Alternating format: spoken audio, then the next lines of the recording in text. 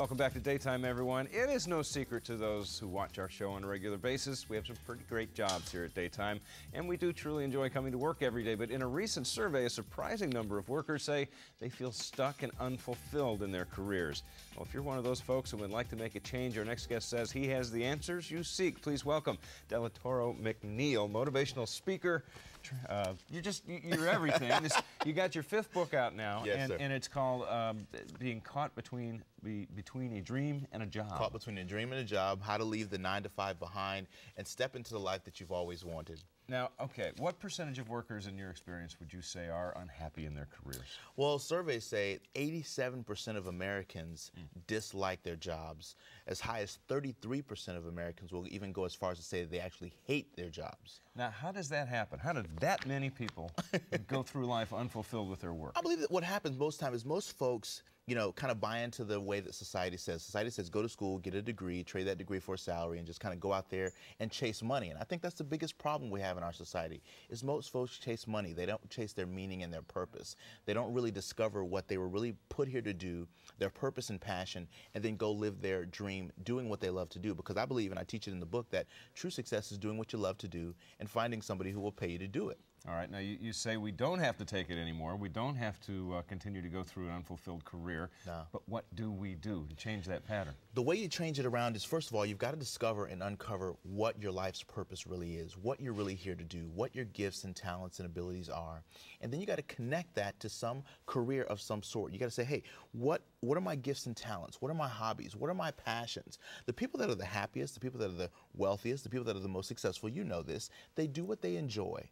And I believe it's so critical for us to, if we're going to be successful, if we're going to live the dream, we got to go out there and discover what we love to do and solve a problem for an organization, or become entrepreneurs and solve our own problems, and then go out there and live our dreams and make a difference and impact people's lives while we do what we enjoy and take care of ourselves and our families at the same time. That's all well and good, but I'm sure there's some people out there going, it's totally unrealistic for all of us to follow a passion that means something to us and make a career out of it. Is that possible, really? I believe it's 100% possible. Yeah. I don't believe that everybody's not going to be a multimillionaire, and this book doesn't teach that. Everybody's not going to necessarily go out there and be an entrepreneur and start their full-time business. I don't believe that either. But I do believe that everybody has an ideal place where they're supposed to be. I believe that everybody's got an ideal work environment that works for them.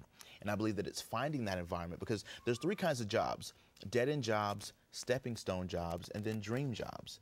And I believe that you're not meant to work or stay in a dead-end situation. You need to get to something like a stepping stone. I got my first job when I was 14. I was working at Winn-Dixie as a package executive. But I grew that from one stage to the next, to the next, to the next, and I've had multiple career opportunities. But then I transitioned from job living to dream living by taking the entrepreneurial leap of faith. And I teach people that in order to get from your job to your dream, you've got to find a bridge, and that's a dream job, which is an opportunity that allows you to work for another organization long enough to get the skills, abilities that you need, and the confidence to step out on your own and do it yourself. All right, so there's no, I mean, it's not going to happen overnight. Folks No, need to not at all. that. Not at all. This isn't a get-rich-quick, you know, infomercial type strategy that says, oh, everybody's just going to go out and quit tomorrow. No, that's not.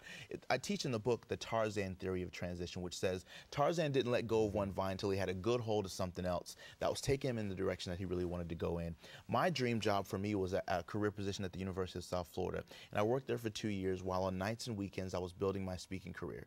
And once my speaking career hit 6 figures, I was able to leave the University of South Florida, and I've been full-time ever since, doing what I love and making a difference. Now, I had a number of jobs before I landed my ultimate dream, but each one of those jobs laid upon the previous job and built a foundation. And even when I was 14, those organizational skills that I used as a package executive, I use those now as a CEO of 3 companies. Well, I'll tell you what, it's getting rave reviews, and there's a lot of great reviews from some really smart, intelligent people in the beginning of this book, so I'm very impressed already, and I do intend to read it. Delatorro McNeal, thank you very much. The book is available in bookstores everywhere, all across the right? country, and online retailers everywhere. All right, very good. Coming up next on Daytime, what if you're relatively happy with your job, but you have an issue with your boss?